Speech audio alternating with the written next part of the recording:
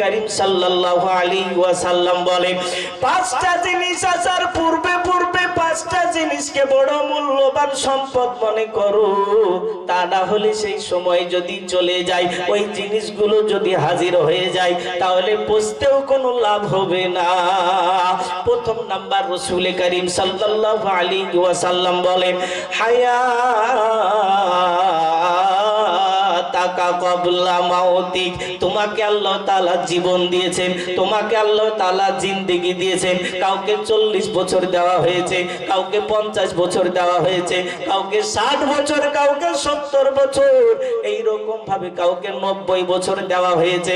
এই যে জীবনটা দেওয়া হয়েছে, এই জীবনটাকে তুমি মূল্যবান সম্পদ মনে করো। এখন পর্যন্ত তুমি দুনিয়াতে বেঁচে আছো, এখন পর্যন্ত তোমার জবান চলে, এখন পর্যন্ত তোমার ক্ষমতার পাওয়ার খাটে, এখন পর্যন্ত তোমার সন্তানেরা তোমাকে আব্বা আব্বা বলে ডাকে। এমন একটা দিন চলে আসবে, সেই দিন তোমার হাতের যে শক্তি সেটাও কমে যাবে, তোমার যে চোখের শক্তি সেটাও কিন্তু পাওয়ারটাও কমে যাবে।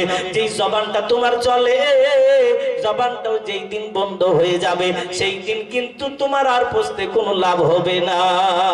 তাই রাসূল করিম সাল্লাল্লাহু আলাইহি ওয়াসাল্লাম বলেন, হায়াতাকা ক্বাবলা মাউতিক, মৃত্যু আসার আগে আগে তুমি যে সময় পেয়েছো, তুমি যে জীবনটা পেয়েছো, এটাকে মূল্যবান সম্পদ মনে করো। তা না হলে যেদিন হযরত মালাকুল মউত আজরাইল আলাইহিস সালাতু ওয়াস সালাম তোমার দরবারে এসে হাজির হয়ে যাবে, সেই দিন কিন্তু কোনো রেহাই পাওয়া যাবে না। হায়াতাকা ক্বাবলা মাউতিক, মৃত্যু আসার আগে আগে আমি যে জীবনটা পেয়েছি, এটাকে মূল্যবান সম্পদ মনে করি। আজকে আমাদের মধ্যে অনেকেই দেখা যায় এমন জিন্দেগি পেয়েছে, তার চোখ দুটো নাই, চোখ দুটো অন্ধ। আমরা যদি এই গুদিয়া গ্রামে যদি লক্ষ্য করে দেখি, দেখবেন অন্ধ মানুষ কিন্তু আমাদের সামনেও আছে। কেউ আবার 10 বছর পরে অন্ধ হয়েছে, কেউ আবার মায়ের পেট থেকে জন্ম নেওয়ার সাথে সাথে অন্ধ হয়েছে। সারা জীবন মাকে মা বলে ডাকে, আব্বাকে আব্বা বলে ডাকে, নানাকে নানা বলে ডাকে, পাড়া প্রতিবেশীকে যা যা আত্মীয় হয় মা শিখিয়ে দেয়, আব্বা শিখিয়ে দেয়, ভাই শিখিয়ে দেয়, তখন সেই বলে সে ডাক দিতে থাকে। কিন্তু তার অন্তরে একটা বড় ব্যথা থেকে যায়, যাকে মা বলে ডাকে, তাকে কিন্তু সারা জীবনের মতো একবারও দেখার সুযোগ হয় না। যেই মা সন্তানের জন্য এত কষ্ট করেছে, 10 মাস পর্যন্ত পেটে গর্ভে ধারণ করেছে, ওই মা 10 মাস পর্যন্ত পেটে গর্ভে ধারণ করলো, বেশি ভালো খাবারও খেতে পাই নাই, খুব ঠান্ডা খাবারও খেতে পাই নাই, তারপরে খুব গরম খাবারও খেতে পাই নাই। এমন একটা দিন হয়েছে খাবার খেয়েছে, পেটের মধ্যে বাচ্চা লাথি মারার সাথে সাথে মা বমি করে দিয়েছে। খাবার খাওয়াই হয় কিন্তু সেই খাবারে কোনো কাজে লাগে না। ওই মা সারা জীবন সন্তানকে লালন পালন করে, মাকে মা বলে ডাকে, কিন্তু সেই ভাইয়ের আফসোস থেকে যায়, সেই ব্যক্তির আফসোস থেকে যায়, যেই মায়ের আমি পেটে গর্ভে ধারণ ছিলাম, যেই মা আমাকে জন্ম দিল, আমি সারা জীবন মা মা বলে ডাকলাম, কিন্তু আমি তার মায়ের চেহারাটা দেখতে পেলাম না। আমি যদি একটু চিন্তা করে দেখি, আজকে আমার টাকা পয়সার কারণে আজকে আমি নামাজ বাদ দিয়ে দিয়েছি, রোজা বাদ দিয়ে দিয়েছি, এবং নিজের আত্মীয় স্বজনের সঙ্গে সম্পর্ক বিচ্ছেদ করে দিয়েছি। একটু যদি চিন্তা করে দেখি রে ভাই, আমি যার সঙ্গে 10 বছর কথা বলি নাই, সেই হয়তো আমার গোসলের ব্যবস্থা করবে। আমি যার সঙ্গে 5 বছর কথা বলি নাই, সেই তো হয়তো আমার জীবনের শেষ পোশাকটা, যাকে কাফন বলা হয়, ওই হয়তো ওই ভাই যার সঙ্গে কথা বন্ধ রেখেছি, সেই হয়তো দোকানে গিয়ে কাফনের ব্যবস্থা করবে। যার সঙ্গে আমি কথা বন্ধ রেখেছি, সেই হয়তো মেহমান আসবে, মেহমানের সম্মান করবে, মেহমানের জায়গা দিবে, মেহমানের ব্যবস্থাপনা করবে, আর তার সঙ্গে ঝগড়াঝাটি করে আজকে আমি তার সঙ্গে কথা বন্ধ রেখেছি। যার সঙ্গে আমি ঝামেলা করে কথা বন্ধ রেখেছি, সেই আমার জীবনের শেষ ঘর, ওই বড় ভয়ঙ্কর কবর। কবর খুঁড়তে যাবে, রাসূল করিম সাল্লাল্লাহু আলাইহি ওয়াসাল্লাম বলেন, হায়াতাকা ক্বাবলা মাউতি, মৃত্যু আসার আগে আগে তুমি যে জীবন পেয়েছো, জিন্দেগি পেয়েছো, এটাকে বড় মূল্যবান সম্পদ মনে করো। আজকে তুমি সন্তানের মাঝে গিয়ে মৃত্যুকে ভুলে গিয়েছো, ভাইদের মাঝে থেকে তুমি মৃত্যুকে ভুলে গিয়েছো, বন্ধু বান্ধবের পেছনে পড়ে গিয়ে মৃত্যুকে ভুলে গিয়েছো। আমি আপনি যদি একটু চিন্তা করে দেখি, প্রতিদিনই তো কোনো না কোনো মসজিদে ইন্না লিল্লাহর আওয়াজ হতে থাকে, ওই মসজিদে শুধু আমরা আজান শোনার জন্যই তাকিয়ে থাকি, কিন্তু না রে ভাইরে না, ওই মসজিদের মাইক থেকে আমার আপনার জানাজার এলানো একদিন হবে। যেই মসজিদে আজান শুনি, সেই মসজিদ থেকে একদিন এলান হবে, অমুক টাইমে হাই স্কুলের ময়দানে 10:30টার সময় নামাজে জানাজা শুরু হবে, এই রকম হতে এলান হতে পারে। আমি আপনি যদি একটু চিন্তা করে দেখি, সন্তান ছেলে মেয়েদেরকে নিয়ে আজকে ঘুমিয়ে আছি, রাত্রি বেলায় যদি হঠাৎ করে মালাকুল মউত আজরাইল আলাইহিস সালাতু ওয়াস সালাম এসে যদি হাজির হয়ে যায়, পাশে আমার বিবি থাকবে, পাশে আমার সন্তান ছেলে মেয়েরা থাকবে, পাশের রুমে আমার ভাই থাকবে, পাশের রুমে আব্বা মা সকলেই শুয়ে আছে, মালাকুল মউত এসে তো কেউ কারোর জন্য অপেক্ষা করবে না, কোনো অনুমতিও নিবে না, সেই সময় সাথে সাথে জানকে কবজ করে নিবে, রূহকে বের করে নিবে। নিজের বিবি পাশে শুয়ে আছে, বিবিও বুঝতে পারবে না। সকালবেলায় যখন বিবি স্বামীকে ডাকবে, আমার স্বামী, এই যে সকাল হয়ে গিয়েছে, উঠো। অনেক সময় দেখা যায় জবান বন্ধ হয়ে গিয়েছে, শরীরটা পাথরের মতো শক্ত, কারণ ঠান্ডার সময় কেউ যদি মারা যায় সারা রাত্রিতে পাথরের মতো শক্ত হয়ে যাবে, হাতটা যেই রকম ভাবে সোজা ছিল ওই রকম ভাবে সোজা থাকবে, চোখ দুটো যেইভাবে তাকানো অবস্থায় ছিল সেই রকমই থাকবে। আমার আপনার গর্দান এখন যেই দিকে ঘোরাই সেই দিকে ঘোরাতে পারি, কিন্তু যখন জবান বন্ধ হয়ে যাবে তখন কিন্তু যেই দিকে ঘোরানো থাকবে সেই দিকেই থাকবে। আমি যেই দামি দামি পোশাক পরে ঘুমিয়ে আছি, সকালবেলায় ওই পোশাকগুলো আর খুলতে পারবে না, প্লেট দিয়ে কেটে কেটে টুকরো টুকরো করে ফেলে দিবে। তাই আমি আপনি একটু চিন্তা করে দেখি, সকালবেলায় যখন বিবি গায়ে হাত দিয়ে দেখবে পাথরের মতো শক্ত হয়ে গেছে, স্বামী স্বামী বলে ডাকবে, কিন্তু জবান বন্ধ হয়ে গিয়েছে, আর কে কথা বলবে? বাচ্চারা সকালবেলায় উঠে আব্বা আব্বা করে কান্না করবে, পাশের রুমে দৌড়ে যাবে শ্বশুর আব্বার কাছে, গিয়ে বলবে, আব্বা যান, আপনার সন্তান কেন কথা বলে না? রাত্রিবেলায় তো একই সঙ্গে গল্প করলাম, কথাবার্তা বললাম, সবই ঠিক ছিল, সন্তানের সঙ্গে কথাবার্তা বললো, এখন যেন জবানটা বন্ধ হয়ে গিয়েছে।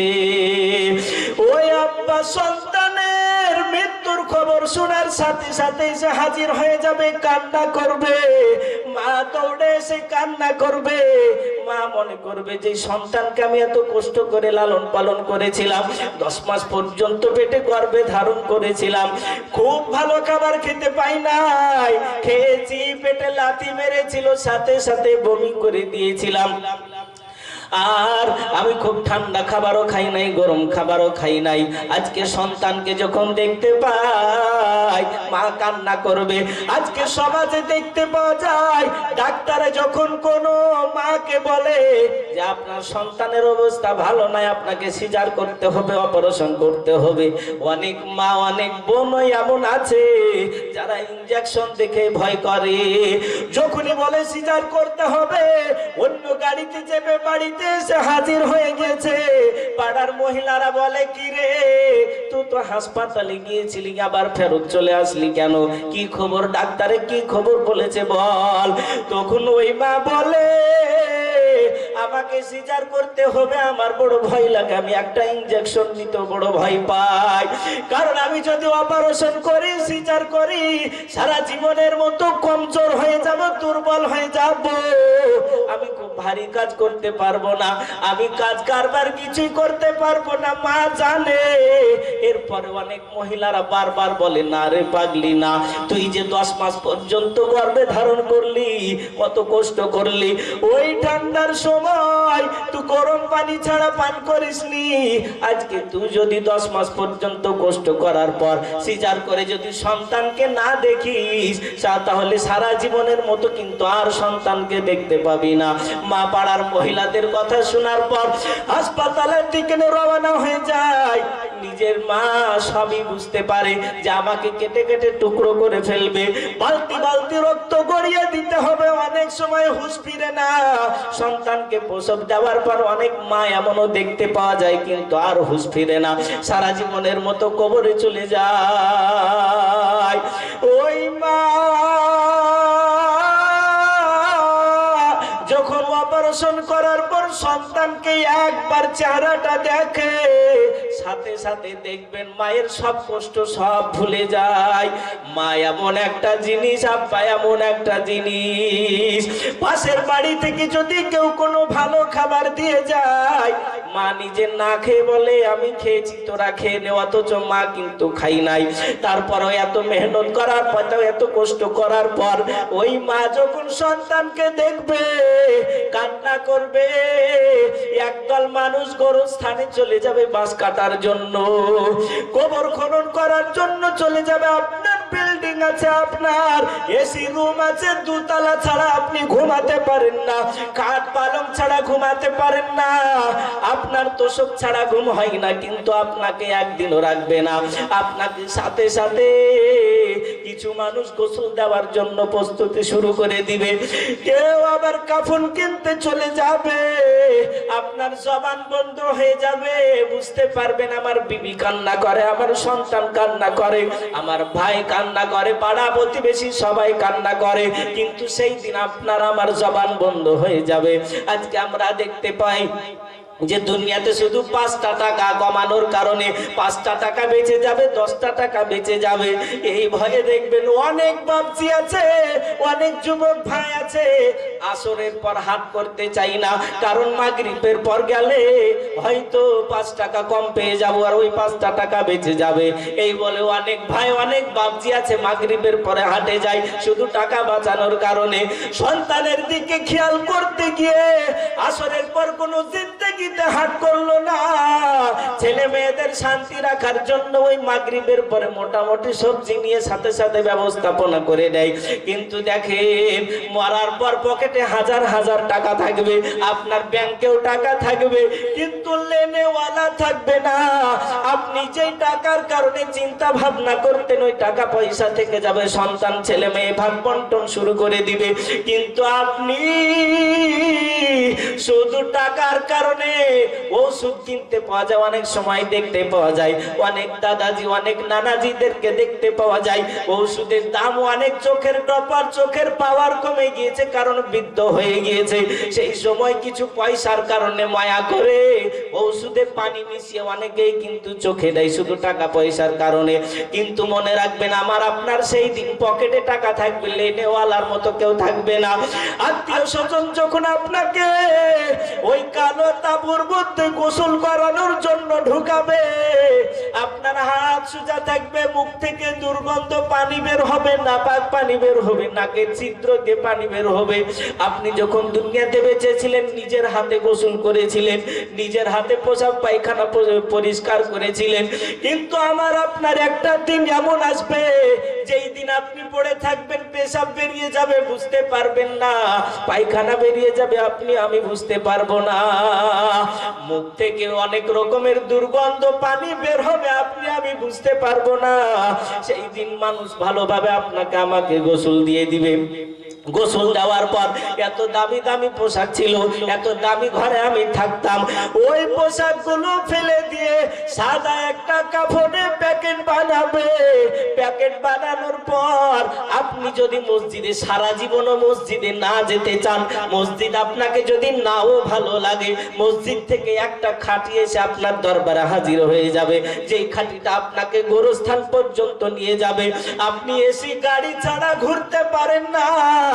আপনার যদি টাকার অহংকার থাকে, আপনি একবার ফজরের নামাজ পড়ে গোরস্থানে গিয়ে দেখবেন আপনার চাইতেও কত টাকাওয়ালা সম্পদওয়ালা আজকে গোরস্থানে শুয়ে আছে। আপনি চাকরি পেয়েছেন, সরকারি চাকরি, আপনার যদি অহংকার থাকে, ওই গোরস্থানে গিয়ে দেখবেন কত চাকরিওয়ালা আজকে মাটিতে মিশে গেল, গোরস্থানে সবাই শুয়ে আছে। আপনি যদি মনে করেন আপনার সম্পদের অহংকার থাকে, আপনি ওই গোরস্থানে যাওয়ার পর চিন্তা করে দেখবেন আপনার চাইতেও সম্পদওয়ালা আজকে কবরে শুয়ে আছে। 100 বিঘার সম্পত্তি চাইতেও আরো বেশি ছিল, তারাও আজকে গোরস্থানে শুয়ে আছে। আমি আপনি যখন গোসল থেকে ফারিগ হয়ে যাব, আত্মীয় স্বজন সকলেই কান্না করবে, সাদা কাফনে প্যাকেট বানিয়ে যে ঘর আমি সারা জীবন আরামায়েশে থাকার জন্য কষ্ট করে মেহনত করে করলাম, সেই ঘর থেকে আপনাকে আমাকে বের করবে। আত্মীয় স্বজন খাটি হাতে নিবে, খাটি হাতে নেওয়ার পর কেউ কান্না করবে, বাড়ির দরওয়াজার আড়াল থেকে জানালা থেকে কান্না করবে, বিবি কান্না করবে, সন্তান কান্না করবে, বাচ্চারা আব্বা আব্বা করতে থাকবে, মেয়েরা সব আব্বা আব্বা করতে থাকবে, বিবি কান্না করবে আমার স্বামীকে কোথায় নিয়ে যাও, মা কান্না করবে আমার সন্তানকে কোথায় নিয়ে যাও। আমার সন্তান তো বিছানা ছাড়া ঘুমাতে পারে না, তারপরেও কিন্তু গোরস্থানে রেখে আসবে। সন্তান জানে আমার আব্বা বালিশ ছাড়া জিন্দেগিতে ঘুমাতে পারেনি, তারপরেও সন্তান ওই গোরস্থানে রেখে আসবে। আজকে আমাদের 10 বিঘা 20 বিঘা 40 বিঘা সম্পত্তি হয়ে গেলে বড় অহংকার হয়ে যায়। আজ আমরা মানুষের সঙ্গে ভালোভাবে কথা বলতে পারি না, অহংকার বেড়ে যায়। মনে রাখবেন, ওই গোরস্থানে মাটি দেওয়ার আগে আপনি একবার যেই কবরে দাফন করবেন আপনার আত্মীয় স্বজনকে, একবার শুধু কবরটাকে ঝাঁকি মেরে দেখবেন, ওই কবরটা 3.5 হাত জায়গার থেকে একটু বেশি আপনাকে দিবে না। আপনি যত সম্পদের মালিক হোক না কেন, আপনি যদি বলেন আমার তো 20 বিঘা আছে, আমার তো 30 বিঘা আছে, আমাকে 10